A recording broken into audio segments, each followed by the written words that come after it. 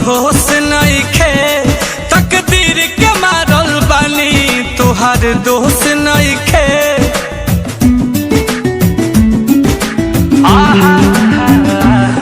सुनसान जिंदगी लागे अब तो होश नइखे, तकदीर के मारल बानी तोहार दोष नइखे। मौत गुजरे रोजे हमारा करीब से, मौत गुजरे रोजे हमारा करीब से। दिल के नाता जुड़े बहुत नसीब से, केहू प्यार कहाँ करेला गरीब से।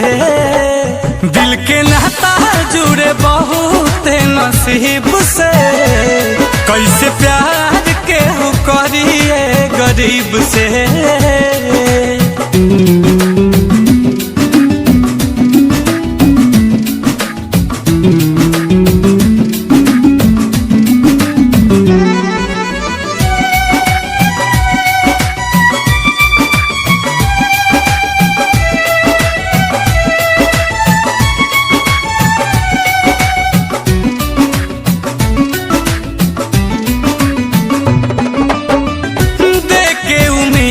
केहू कदेला घात हो, तो अपन खिया के जब देखे आबाकात हो।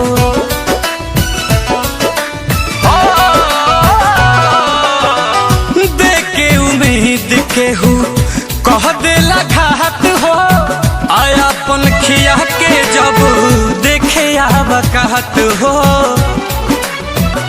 कि जिंदगी जी केहू कौना तोहर कीब से, कि जिंदगी जी केहू कौना तोहर कीब से। दिल के नाता जुड़े बहुत नसीब से, केहू प्यार कहाँ करेला गरीब से। दिल के नाता जुड़े बहुत नसीब से, केहू प्यार कहाँ करेला गरीब से।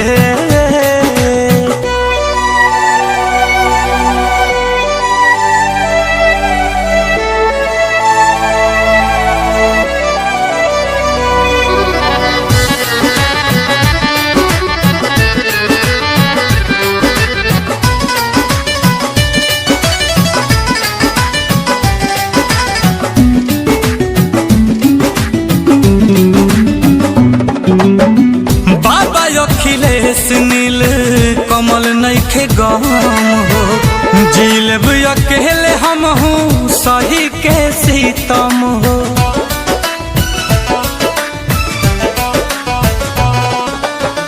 बाबा अखिलेश नील कमल नइखे गम हो, जिलब अकेले हम सही के सीतम हो।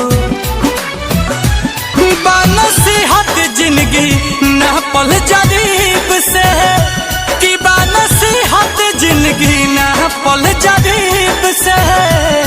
दिल के नाता जुड़े बहुत नसीब से, केहू प्यार कहाँ करेला गरीब से। दिल के नाता जुड़े बहुत नसीब से, कैसे प्यार केहू करिए गरीब से।